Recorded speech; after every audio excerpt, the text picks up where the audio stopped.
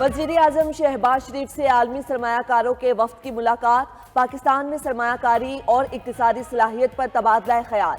وزیر اعظم نے غیر ملکی سرمایہ کاروں کو تمام سہولیات دینے کے عزم کا اعادہ کیا، کہا سازگار کاروباری ماحول، پائیدار عمل درآمد اور مضبوط ادارہ جاتی تعاون یقینی بنائیں گے۔ وفد کے سربراہ جینٹری بیچ نے پاکستان کی بے پناہ اقتصادی صلاحیت کی تعریف کی، حکومت کی سرمایہ کاری دوست پالیسیز کو سراہا، مستقبل کی ترقی کی رفتار پر بھی اعتماد کا اظہار کیا۔ ملاقات میں نائب وزیر اعظم اسحاق ڈار اور وفاقی وزراء بھی موجود تھے۔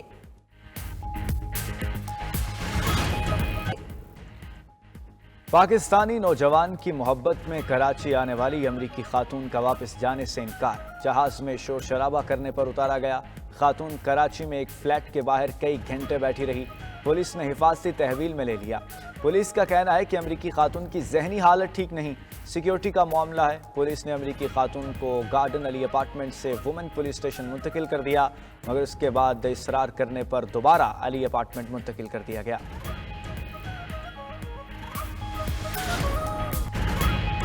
متنازع پیکا ایکٹ ترمیمی بل قانون بن گیا۔ صدر مملکت آصف زرداری نے پیکا ایکٹ ترمیمی بل 2025 پر دستخط کر دیے۔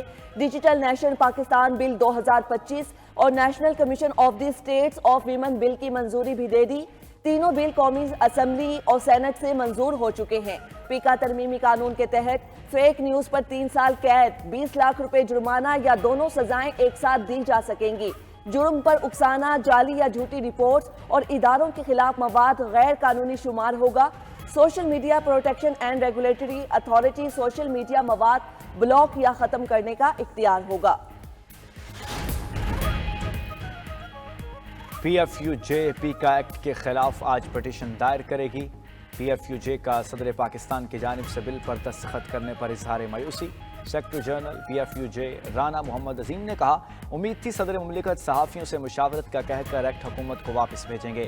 قانون بننے کے باوجود آزادی صحافت کے لیے ہماری جدوجہد جاری رہے گی۔ 14 فروری کو ملک بھر کے ساتھ عالمی سطح پر بھی احتجاج کریں گے۔ ادھر پیکا ترمیمی ایکٹ 2025 لاہور ہائی کورٹ میں چیلنج، درخواست گزار نے پیکا ترمیمی ایکٹ کو غیر آئینی قرار دے کر کالعدم قرار دینے کی صدا کی۔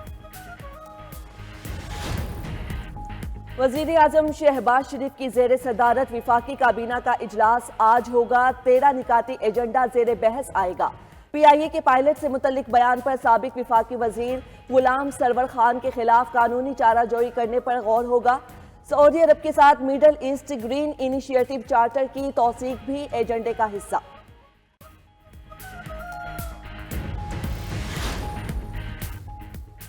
ڈی جی ایف آئی اے احمد اسحاق جہانگیر عہدے سے فارغ۔ ایڈیشنل ڈی جی ایف آئی اے جان محمد کو ڈی جی ایف آئی اے کا اضافی چارج سونپ دیا گیا۔ جان محمد مستقل ڈی جی کی تعیناتی تک فرائض سر انجام دیتے رہیں گے۔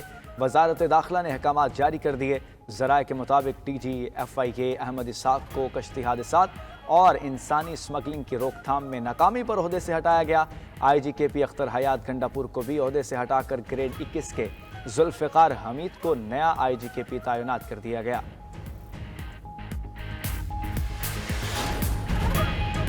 حکومت نے پی ٹی آئی کے تحریری مطالبات کا جواب اسپیکر قومی اسمبلی کو دے دیا۔ حکومتی ذرائع کے مطابق حکومت نے جوڈیشل کمیشن بنانے سے یکسر انکار نہیں کیا۔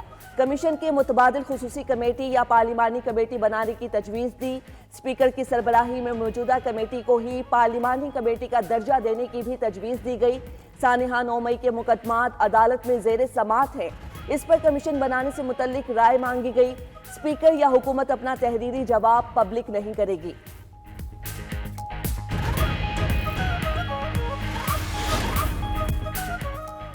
سینیٹر فیصل وارڈا کا کہنا ہے کہ بانی پی ٹی آئی کے لیے 6-8 مہینے تک کوئی ریلیف نہیں نظر آ رہا۔ گنڈا پور وزارت اعلیٰ اور بیرسٹر گوہر بھی لمبے عرصے تک عہدے پر نظر نہیں آ رہے۔ حکومت اور پی ٹی آئی دونوں کا ہدف ہے کہ بانی تحریک انصاف جیل میں رہیں۔ موجودہ حکومت کی ضمانت پی ٹی آئی ہے۔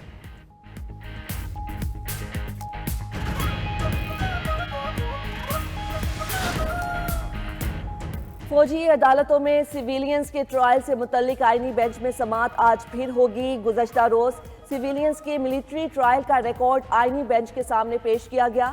وزارت دفاع کے وکیل خواجہ حارث نے 7 کاپیاں آئینی بینچ کے ججز کو دیں۔ 4 ججز نے ریکارڈ بغیر دیکھے واپس کر دیا۔ जस्टिस जमाल मंदोखेल ने रिमार्क्स दिए, ये रिकॉर्ड तो अपील में देखा जाना है, हमारे लिए इस रिकॉर्ड का जायजा लेना मुनासिब नहीं। जस्टिस अमीनुद्दीन खान बोले, ट्रायल को मुतासिर नहीं होने देंगे। जस्टिस हसन अजहर रिजवी ने कहा, 9 मई वाकयात में मज़ाहिर सिक्योरिटी ऑफ स्टेट का मामला नहीं लगता। क्या ये मुमकिन नहीं कि तमाम रिकॉर्ड पब्लिक कर दिया जाए ताकि अवाम इन मुल्जिमान की मजम्मत कर सकें। जनूबी सूडान में तैयारा गिरकर तबाह, ऑयल कंपनी के 20 वर्कर्स हलाक। चीन, भारत और युगांडा के 5 वर्कर्स भी हादसे में हलाक हो गए। जनूबी सूडान के दारुल हुकूमत जोबा में ऑयल फील्ड के करीब हादसा पेश आया। भारत, चीन, मलेशिया और जनूबी सूडान की सरकारी तेल कंपनियां मुश्तरका मंसूबे में शामिल हैं।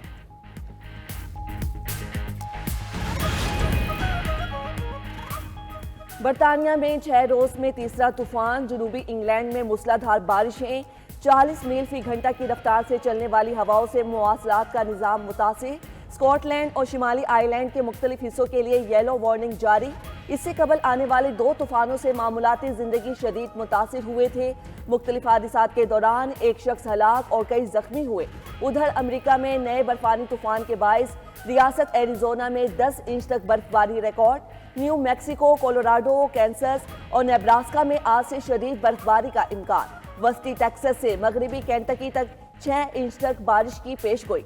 महकमे मौसमियात के मुताबिक बर्फानी तूफान से बिजली मुअत्तल और रास्ते बंद हो सकते हैं। अमरीका के बाज़ इलाकों में सैलाब का भी खदशा। चैंपियंस ट्रॉफी की 30% टिकटें ऑनलाइन फौरी सेल। डिमांड देखते हुए पीसीबी ने मजीद 10% टिकटें ऑनलाइन कर दी। क्रिकेट बोर्ड ने शायकीन क्रिकेट की पज़ीराई खुशाइन करार दी। बयान में कहा, चंद घंटों में टिकटों की फ़रोख्त शायकीन की दिलचस्पी का आगाज़ है। टिकटों की फिजिकल फ़रोख्त 3 फरवरी से शुरू होगी। मेगा इवेंट का आगाज़ 19 फरवरी से होगा। चेयरमैन पीसीबी का रावलपिंडी क्रिकेट स्टेडियम का दौरा, अपग्रेडेशन मंसूबे का जायजा लिया, तैयारियों पर इत्मीनान का इजहार, इवेंट को यादगार बनाने का अज़्म दोहरा दिया।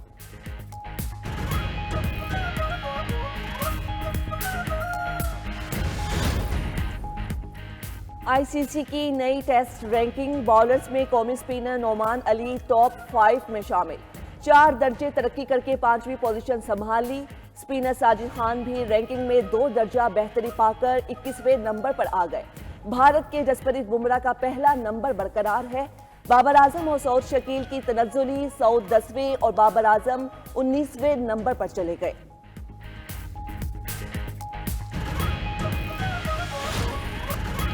पाकिस्तानी गुलकार कैफी खलील के गाने कहानी सुनो ने कोरियन गुलकारों को भी अपना गर्विदा बना लिया। कोरियन गुलकारों ने कहानी सुनो का अपना वर्जन रिलीज कर दिया। गाने ने सोशल मीडिया पर धूम मचा दी।